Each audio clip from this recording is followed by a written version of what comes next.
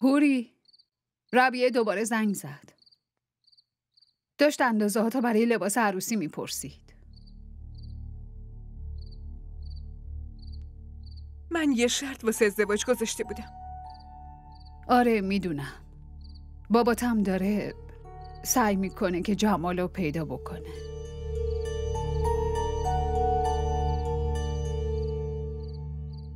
تا وقتی که جمالو نبینم ازدواج نمی کنم.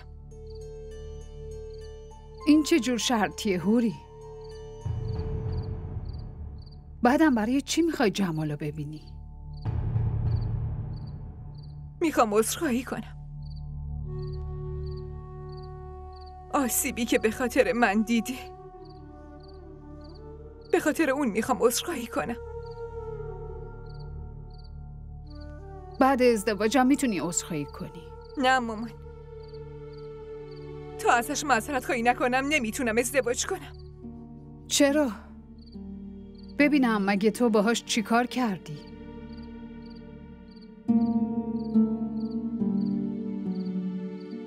نمیتونم بهت بگم. حالا میخوای فکر کن مجبورم یا هر چیزی. فقط به بابا بگو هر طوری شده جمالو پیدا کنه.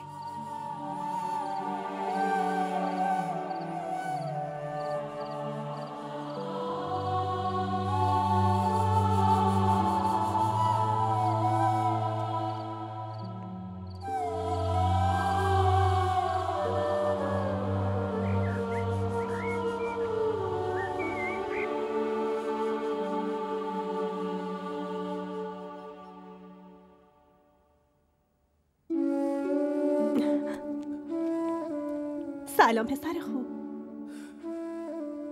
چطوری؟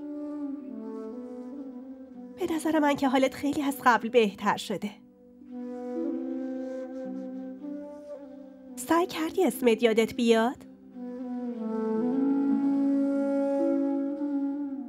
خیلی خوب، اشکال نداره، استراحت کن.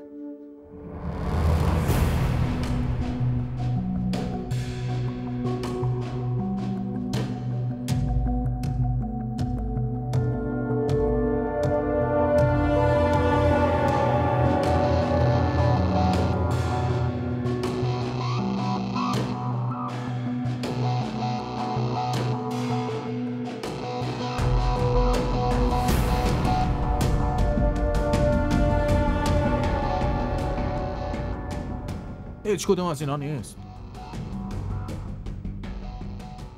بریم باز برمیگردیم. بزن بریم.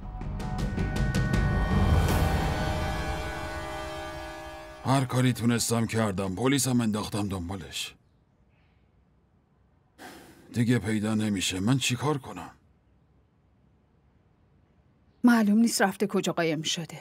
با این همه آدم بازم موفق نشدی پیداش کنی. خدا عالمش الان. ولی یه چیزی داره نگرانم میکنه. اگه قبل ازدواج پیداش نشه، هوری با من چه رفتاری میکنه؟ منم از این موضوع دلشوره دارم. هر چیز دیگه خواسته بود فرق میکرد، ولی همین یه شرطو گذاشته. همه سعیمو میکنم که شرطشو انجام بدم، ولی اگه رسوایی رو تو تقدیرم نوشته باشن،